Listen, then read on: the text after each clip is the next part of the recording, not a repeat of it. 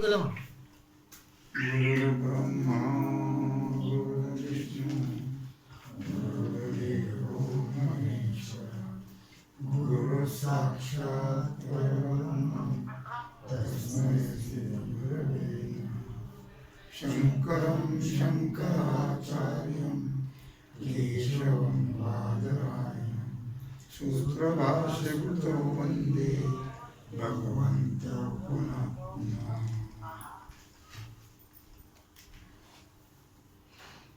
विचार सागर रहस्य तरंग चौथा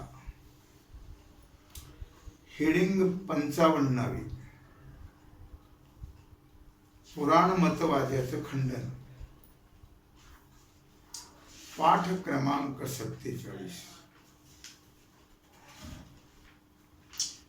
मध्यस्थ म्हणतो आहो रज्जू बंधनाधिकांचा अभाव असला म्हणजे शरीर भूतकार्य नव्हे. कळलं काय म्हटलं त्याने की रज्जू बंधनाधिकांचा अभाव असला म्हणजे कारण भगवंताला यशोदेने बांधलं होतं मग तू कुठं बंधन प्राप्त झालं. मग तो काय म्हणतो जर दोरीनं बांधता नाही आलं तर मग ते शरीर भूतकार्य नाही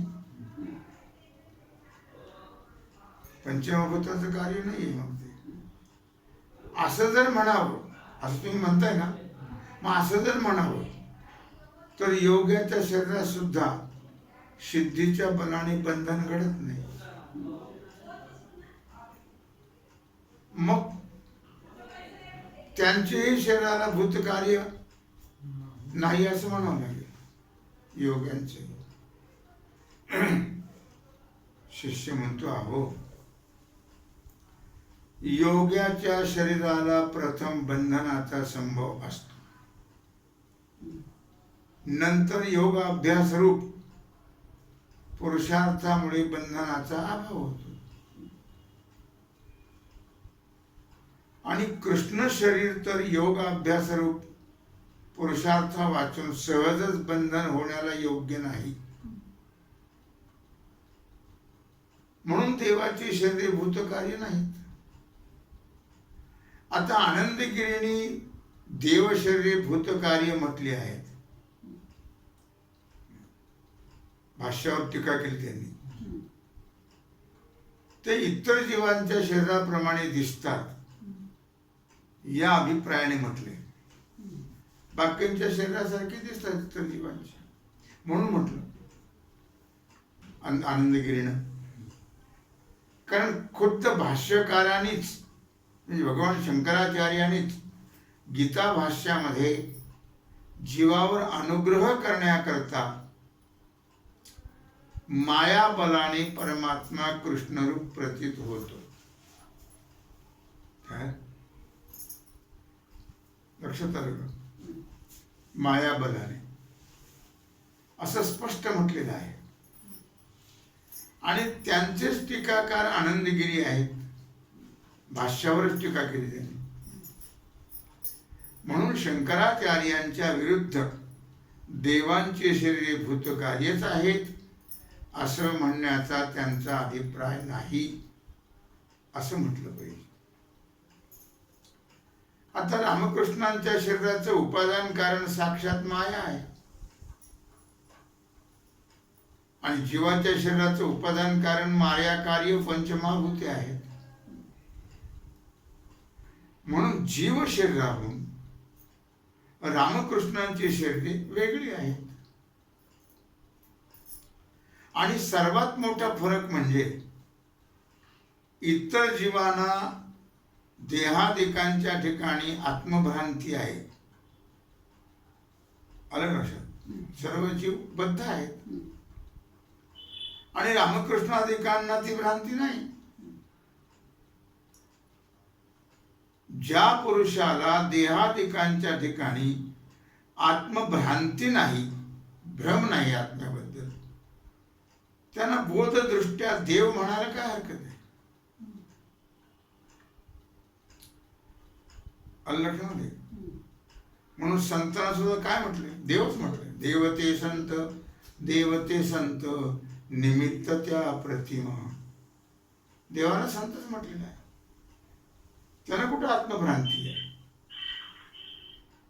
म्हणून जीवाना अविद्याकृत भ्रांती आणि देवाना मायाकृत सर्वज्ञता आहे. जीवाच्या ठिकाणी मायाकृत अविद्याकृत भ्रांती, अविद्येमुळे भ्रम आहे. आणि देवाना मायाकृत सर्वज्ञता आहे. मायेमुळे सर्वज्ञता आहे. जीवाना अविद्याकृत आवरणाचा आणि देहात्म भ्रांतीचा नाश आचार्यास शरण होऊन करून घेणं आवश्यक आहे. जीवाला जी अविद्येनं भ्रांती आहे, भ्रम आहे, अज्ञानामुळे, कळलं का? देहाबद्दल भ्रम आहे, देहात्म भ्रांती, देहालाच आत्मा म्हणतो.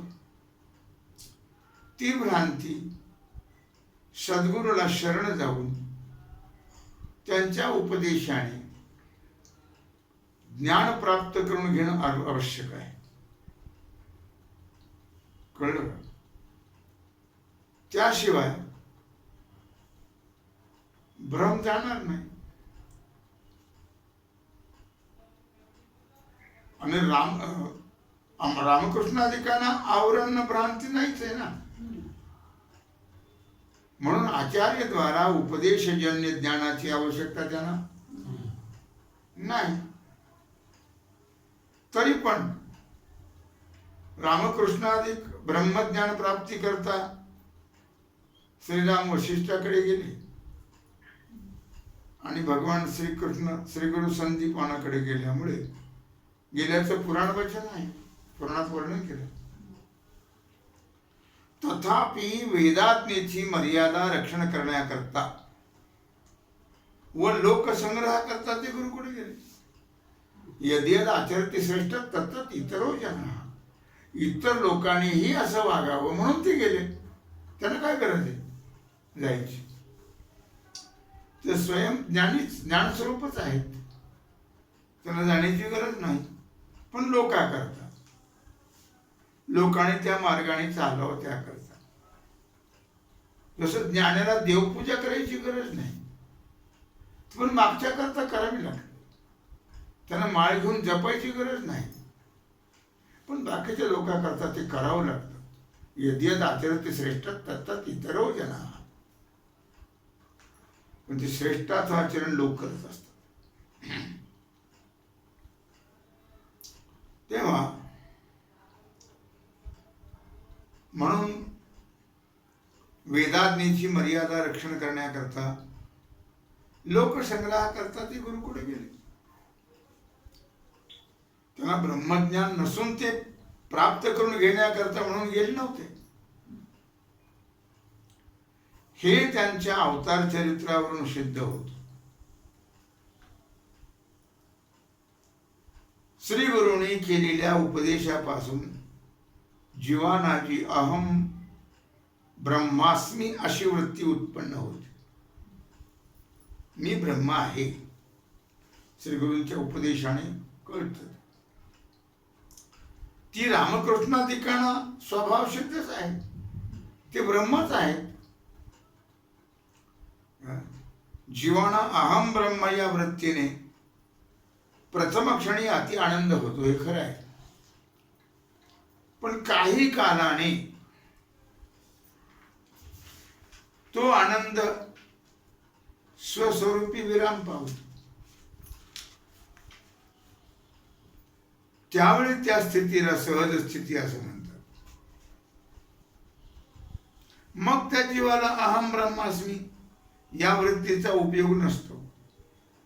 अहम ब्रह्मास्मी कुठपर्यंत? जोपर्यंत भ्रमाची किंवा अज्ञानाची निवृत्ती झाली तोपर्यंत. पुन्हा कशात? हा आमचा मुलगा नवरा लग्नाचा आहे बरं का, हा आमचा मुलगा लग्नाचा आहे, कुठपर्यंत? लग्न झालं नाही तोपर्यंत. आता याचं लग्न झालं बरं का, आता असं म्हणतो का आपण? नाही म्हणत. होत नाही तोपर्यंत अहम ब्रह्मास्मी ही वृत्ती निर्माण होत नाही, अज्ञान जात नाही तोपर्यंत. एकदा अहम ब्रह्मास्मी यथार्थ ज्ञान झालं, स्वस्वरूप यथार्थ कळालं की पुन्हा अहम ब्रह्मास्मीची गरज काय? मी त्या ऋषिकेशला पाहिले, काही लोक जपच करतात अहम ब्रह्मास्मी. अरे अहम ब्रह्मास्मी जप करून कुठं होत असतं काय? त्याला अज्ञानच जावं लागतं, भ्रम जावं लागतं. म्हणून सहज स्थिती त्यांना प्राप्त झाली. आता अहम ब्रह्मास्मी या वृत्तीचा उपयोग नाही. त्याप्रमाणे रामकृष्णादिकांना अहम ब्रह्माच्या स्वाभाविक असणाऱ्या मायावृत्तीचाही उपयोग नाही. त्यांना काय उपयोग आहे त्याचा? अर्थातच जे स्वयं कीर्तनकार असतात, स्वयं सगळे आता महाराज लोक कीर्तन करतात, त्यांना कधीच कोणाच्या बद्दल वाटत नाही त्या लोकांनी माझं असं म्हणावं, लोकांनी मला नवाजावं, लोकांनी माझं ऐकावं. हे ना, कोणी ऐकून तर नाही ऐकू.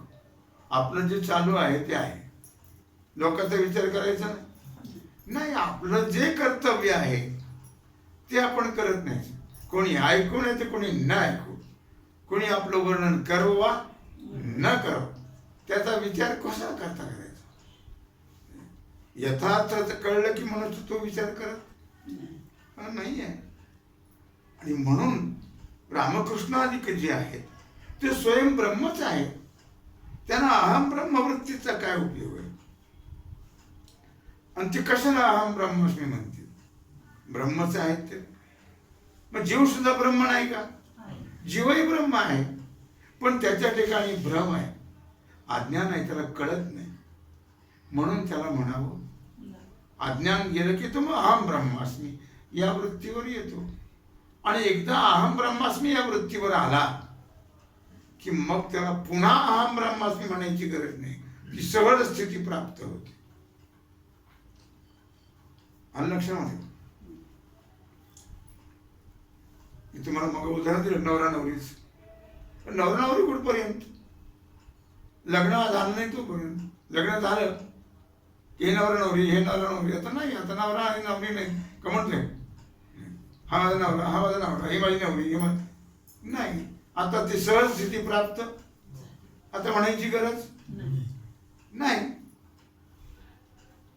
याप्रमाणे जीवांच्या ठिकाणी भ्रांती आणि रामकृष्णांच्या ठिकाणी निसंदेह आत्मबोध असा विलक्षण फरक आहे. जीवाला भ्रम आहे, तसा रामकृष्णाधिकाला भ्रम थोडाच आहे. म्हणून पुराण वाक्य रामकृष्णाधिकांच्या ठिकाणी ब्रह्मतेचा व्यवहार करतात एवढंच. त्यांची शरीरे ब्रह्मरूप आहेत असा पुराण वाक्याचा अभिप्राय नाही. शरीर ब्रह्मरूप आहे असं नाही. आलं लक्षामध्ये? आता 56व हेडिंग, ब्रह्माच्या प्रत्यक्षत्वाविषयी शंका. आता शिष्य पूर्वी केली शंका पुन्हा विचारतोय. महाराज, साधू व असाधू अशा पुरुषांना सुख दुःख देणारे अनंत उत्तम गुणांचे निधान, श्यामसुंदर हस्तपादादी अवयवान अशा शरीराचे अविक्रिय निर्गुण निरवयव अशा शुद्ध ब्रह्माशी ऐक्य होणार नाही. म्हणून त्यांचं प्रत्यक्ष ज्ञान ते ब्रह्माचं प्रत्यक्ष ज्ञान नाही. लक्षात आले का काय म्हणतात ते? शिष्य म्हणतो, महाराज, साधू व असाधू. साधू म्हणजे साधना करणारा, आणि असाधू म्हणजे साधना करत नाही तो, त्याला असाधू म्हणतात. मग हे दोन्ही पुरुष सुखदुःख देणारे अनंत उत्तम गुणांचे निधान, श्याम सुंदर हस्तपादादी अवयववान अशा शरीराचे अविक्रिय, क्रियारहित, गुणरहित, अवयवरहित अशा शुद्ध ब्रह्माचे ऐक्य होणार नाही. रामकृष्णादिकांचं ते तर शरीर आहे त्यांचं, ते तर क्रियावान आहेत, ते तर गुणवान आहेत, ते तर सावयव आहेत. मग त्यांचं ब्रह्माशी ऐक्य कसं काय होईल? म्हणून त्यांचं जे प्रत्यक्ष ज्ञान ते ब्रह्माचं प्रत्यक्ष ज्ञान नव्हे. काय रामकृष्णादिकांचं प्रत्यक्ष ज्ञान म्हणजे ब्रह्माचं प्रत्यक्ष ज्ञान नाही. का तर ब्रह्म निर्गुण असल्यामुळे इंद्रियांचा संयोग होणं शक्य नाही. आणि इंद्रिय संयोगा वाचून तर ब्रह्माचं प्रत्यक्ष ज्ञान होणार. फार झालं तर वेद वाक्यापासून ब्रह्माचं परोक्ष ज्ञान होईल. ब्रह्म आहे, पण त्या परोक्ष ज्ञानापासून संसार निवृत्तीस काहीच उपयोग नाही. देव आहे नुसतं कळलं तर संसार निवृत्त होणार नाही. देव सगळेच आहे सांगतात, पण आपल्याला तो देव जर यथार्थ कळाला, कोण देव आहे, मीच देव आहे, हे जर यथार्थ कळालं तर संसार दुःख निवृत्त होईल. यथार्थ तसं तर आता कळलंय आपल्याला आपण देव आहे म्हणून, पण यथार्थ कुठे आहे? आपण पुन्हा वृत्तीवरच येतोच की त्या चालीवर, का त्या स्थितीवर राहतो आपण? नाही राहत. ती स्थिती राहिली पाहिजे, ती यथार्थ ज्ञानाने राहते. लक्षात आलं का? मग परोक्ष ज्ञान वेदवाक्यापासून ब्रह्माचं होईल, पण त्या परोक्ष ज्ञानापासून संसार दुःखाची निवृत्ती होत, निवृत्तीला काहीच उपयोग नाही परोक्ष ज्ञानाचा. याकरता ब्रह्माचं प्रत्यक्ष ज्ञान कसं होणार ते कृपा करून सांगा. प्रत्यक्ष ज्ञान झालं पाहिजे. प्रत्यक्ष ज्ञानाशिवाय संसार दुःख निवृत्त होत. तसं तर घरोघरी अवघे झाले ब्रह्मज्ञान. आता कोणी उत्तम ब्रह्मज्ञान सांगेल म्हणून का त्यांची संसार दुःखाची निवृत्ती होणार आहे? नाही होणार. त्याच्याकरता यथार्थ अपरोक्ष ब्रह्मज्ञान झालं तरच संसार दुःखाची निवृत्ती होईल, म्हणजे जन्म मृत्यूची. नाही तर नाही होणार. ते मला सांगा मग कृपा करून, ते प्रत्यक्ष ज्ञान कसं होईल? परोक्ष ज्ञान तर झाले, मग सुद्धा परोक्ष ज्ञान तर झालेलं आहे. तेच तुम्ही शास्त्र सांगते देव आहे म्हणून, ब्रह्म आहे, पण ब्रह्म कुठं आहे, कोण ब्रह्म आहे, कसं आहे? परोक्ष ज्ञान कळले, यथार्थ झाले का? मग यथार्थ ज्ञान कसं होईल ते सांगा. 57वी हेडिंग, ब्रह्माच्या प्रत्यक्षत्वाची शेती. विषय महत्वाचा आहे, लक्षात ठेवा. श्रीगुरु म्हणतात प्रत्यक्ष ज्ञान इंद्रिय संबंधानेच होतं, हेच अगोदर खरं नाही. विषयांच्या आणि अंतःकरण वृत्तीचं एक देश स्थितत्व हे प्रत्यक्ष ज्ञानाला कारण आहे. विषय आणि अंतःकरणाची वृत्ती हे दोन्ही एक झाले तर ज्ञान होतं. विषयाचं, पदार्थाचं, विषयाचं ज्ञान होतं. प्रत्यक्ष कारण आहे, दोन्ही एक होणं. मागास सांगितलं, त्याचं आठवण नाही वाटत. श्री गुरु म्हणतात वृत्तीचा आणि विषयाचा संबंध इंद्रियांच्या साह्याने हो किंवा त्यांच्या साह्यावाचून हो. लक्षात घ्या, वृत्ती आणि विषयाचा संबंध इंद्रियाच्या साह्यावाचून हो, नाही तर साह्याने हो. तो वृत्तीचा संबंध प्रत्यक्ष ज्ञानाला हेतू आहे. वृत्तीचा प्रत्यक्ष ज्ञानाला हेतू आहे. मग तुम्हाला मग उदाहरण दिलं नाही, राम राम घालून गेला ते. वृत्तीचा संबंध कुठे झाला? वृत्तीचा संबंध प्रत्यक्ष ज्ञानाला कारण आहे. लक्षात आलं का? अर्थात केवळ इंद्रियाचा संबंध प्रत्यक्ष ज्ञानाला हेतू नाही. शरीराहून बाह्य पदार्थाशी वृत्तीचा संबंध होण्यास चक्षुरादी इंद्रियाची जरुरी लागते. वृत्ती नेत्रेंद्रियद्वाराच बाहेर जाते बाह्य पदार्थाच्या ज्ञानाकरता. पण शरीराच्या आत उत्पन्न होणारे सुख दुःखाचं प्रत्यक्ष ज्ञान इंद्रिय संबंध वाचूनही होते. सुख दुःख बाहेर आहेत का आतमध्ये? मग त्याला इंद्रिय डोळ्याची गरज आहे, कानाची गरज आहे?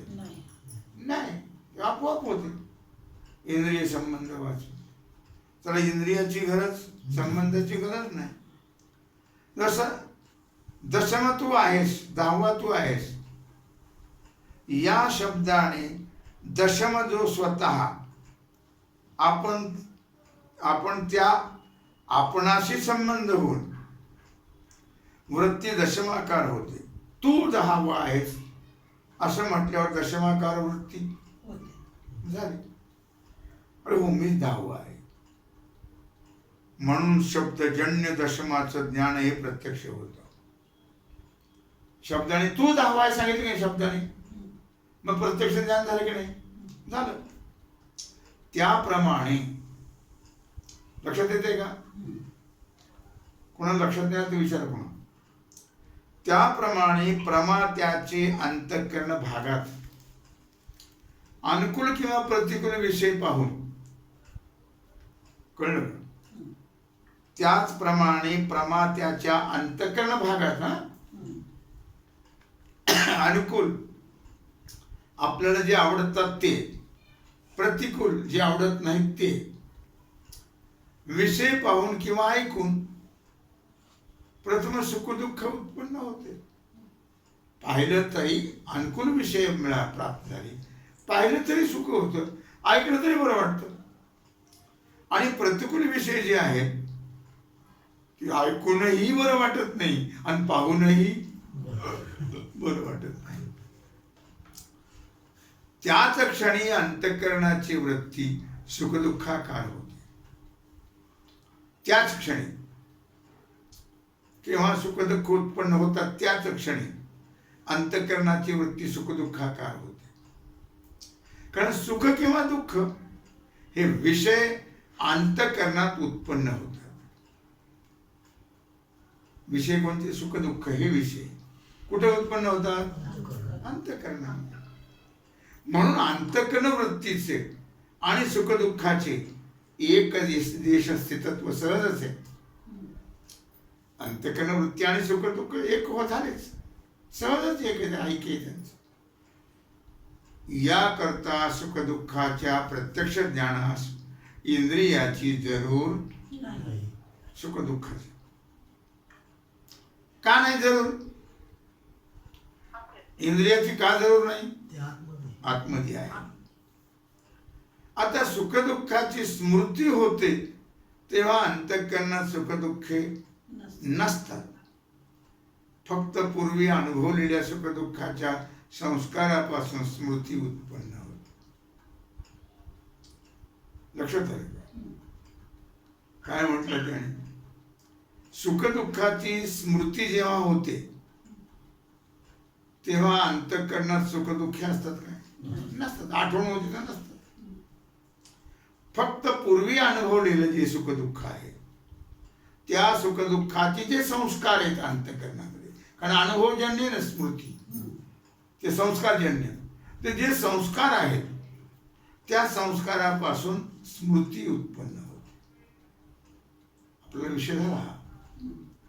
आणि त्या स्मृती ज्ञानाकार अंतःकरणाची वृत्ती होते. सुखदुःखाकार होत नाही. सुखदुःख तेव्हा नसतातच, फक्त आठवण असते, स्मृती असते, आणि ती वृत्ती सुखदुःखाकार होते अंतःकरणाची.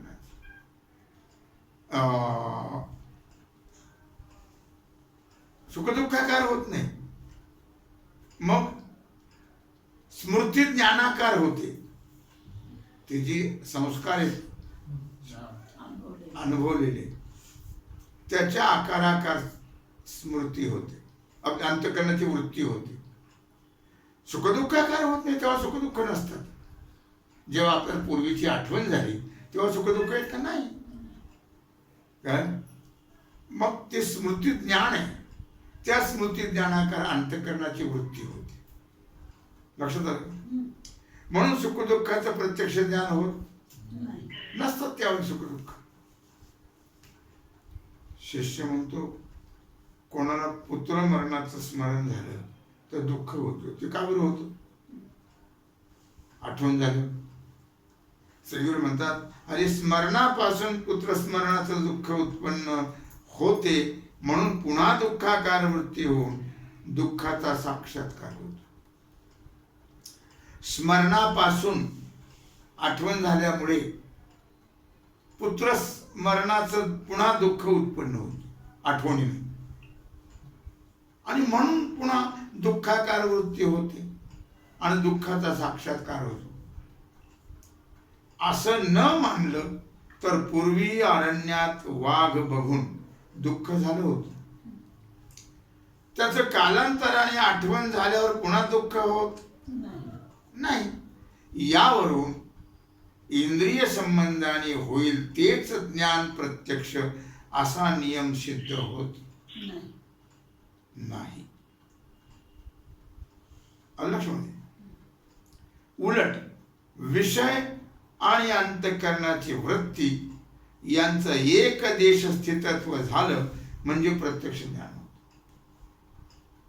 तोपर्यंत होत नाही. असाच नियम सिद्ध होतो. आणि त्या नियमाप्रमाणे ब्रह्माचं प्रत्यक्ष ज्ञान होण्यास कोणतीच हरकत नाही. कोणता नियम? विषय आणि अंतःकरण वृत्ती. विषय आणि अंतःकरणाची वृत्ती यांचं एक देश स्थितत्व झालं म्हणजे प्रत्यक्ष ज्ञान होत. आणि त्याच नियमाप्रमाणे ब्रह्माचं प्रत्यक्ष ज्ञान होण्यास हरकत नाही. शिष्य म्हणतो महाराज सुखदुःखादी अंतःकरण धर्माचं ज्ञान इंद्रिय संबंध वाचून प्रत्यक्ष होते खरंय, कारण सुखदुःखी आत आहेत, पण ते प्रमाणापासून उत्पन्न झाले नसल्यामुळे ते ज्ञान प्रमात्याचं नाही. प्रमाणापासून कुठं उत्पन्न होईल, म्हणून ते प्रमात्याचं नाही ज्ञान. साक्षीभाष्य आहे. याच प्रमाणे ब्रह्मज्ञान म्हणावं तर तेही साक्षीभाष्यच होईल. मग ब्रह्मज्ञान प्रमा होणार नाही, प्रमाणापासून नाही अशी शंका येते. तिचं समाधान काय? श्रीगुरु म्हणतात हे शिष्य, अगोदर ज्ञानाची भिन्न भिन्न नावं कशी होतात ते सांगतो. जगातील यच्छियावत ज्ञानाचा जो व्यवहार होतो ते सर्व ज्ञान ब्रह्मरूप साक्षीचं असून ते ज्ञान अंतःकरणात नित्य स्फुरत असतच. लक्षात आलं का? सगळे ज्ञानाचे जे व्यवहार होतात जगामध्ये ते सर्व कोणाचे आहेत? साक्षीचे आहेत. ब्रह्मरूप साक्षीचे असून ते ज्ञान अंतःकरणात, कारण साक्षी ब्रह्मरूप आहे ना, ते ज्ञान अंतःकरणात नित्य स्फुरत असतेच. जीवाला मात्र हे अंतःकरणाचं ज्ञान आहे असं वाटतं, पण ते भ्रम आहे. ते कुणाचं आहे? ब्रह्मरूप साक्षीच आहे. अंतःकरण नाही. वाटतं जीवाला तसं, तर जीवाला काय वाटत नाही. त्या त्या अंतःकरणास वृत्तीद्वारा जीवाची द्वारा जितकी ज्ञानी होतात जितकी ज्ञान त्या अंतःकरणात वृत्तीद्वारा जेवढी ज्ञाने होतात त्यात काहीशी इंद्रियांचं साहाय्याने असते, काहीचे नसतात. एकंदर ज्ञानास अनुभवाच्या सोयी करता प्रामाणिक ज्ञान आणि अप्रामाणिक ज्ञान असं मुख्य दोन भेद करतात. प्रामाणिक आणि अप्रामाणिक. मागे जी 6 प्रमाणे सांगितली, प्रत्यक्ष, अनुमान, शब्द, उपमान, अर्थापत्ती, अनुपलब्धी, हे 6 प्रमाण सांगितली आहेत. त्यापैकी कोणत्याही प्रमाणाचं सहाय्य घेऊन जे ज्ञान उत्पन्न होते ते प्रमाज्ञान. प्रमाणापासून होणार प्रमाज्ञान. त्यातही शब्द प्रमाणापासून म्हणजे वेदापासून जे प्रत्यक्ष ज्ञान प्रमाज्ञान उत्पन्न होते ते सर्व प्रमेमध्ये प्रबल आहे. वेदापासून कोणतं? शब्द ज्ञान. वेद प्रमाणाशिवाय प्रत्यक्ष अनुमानाधिक प्रमाणांच्या सहाय्याने जी प्रमाज्ञाने उत्पन्न होतात ती सर्व दुर्बल आहेत. आलं लक्षामध्ये? कारण वेदवाक्य अपौरुषेय आहे. म्हणून भ्रमप्रमादादी पुरुष बुद्धीचे दोष त्यात नाहीत, अपौरुषेय असल्यामुळे. भगवंताच्या श्वासापासून आहेत वेद. अशी प्रमाज्ञानाची व्यवस्था आहे. आता अप्रमाज्ञानाचे भेद सांगतो. यथार्थ अप्रमा आणि अयथार्थ अप्रमा असे 2 भेद आहेत. त्या ज्ञानाच्या उत्पत्तीला प्रमाणाचे सहाय्य नसते. ज्या ज्ञानाच्या उत्पत्तीला ते ज्ञान व्यवहारामध्ये बाधित म्हणजे खोटं ठरत नाही. व्यवहारामध्ये त्या ज्ञानास यथार्थ अप्रमा म्हणतात. जसं सुखदुःखाचं ज्ञान यथार्थ अप्रमा आहे, प्रमाणापासून पुढे येत नाही. ज्या ज्ञानास प्रमाणाची सहाय्यता नसून ज्याचा विषय बाधित म्हणजे मिथ्या असतो त्याला अयथार्थ अप्रमा म्हणतात. जसं स्वप्न, रज्जू सर्पादी, हे काय आहे? अयथार्थ अप्रमा. अर्थात अशा प्रकारे आता निर्दोष अंतःकरण वृत्तीचं ज्ञानाला अंतःकरणाचं ज्ञान म्हणतात. निर्दोष आणि अविद्याधिक दोषयुक्त अंतःकरण वृत्तीपासून उत्पन्न होणाऱ्या ज्ञानास अविद्या वृत्तीचं ज्ञान असं म्हणतात. मग अंतःकरण वृत्ती आणि अविद्या वृत्ती हे शब्द ज्ञानाचे प्रामाण्य आणि अप्रामाण्य दाखवणारे आहेत. हे शिष्य, तुझ्या शंकेचं समाधान समजण्यास हे ज्ञानाचे भेद सांगितले. आता तुझ्या शंकेचं समाधान सांगतो, पण झालेली सेवा भगवत चरणी समर्पित करून राहिला जो सेवेचा भाग आहे तो आपण उद्या पाहू. पुंडरी गवर्दी हरी विठ्ठल श्री ज्ञानदेव तुकाराम पंढरीनाथ भगवान की जय.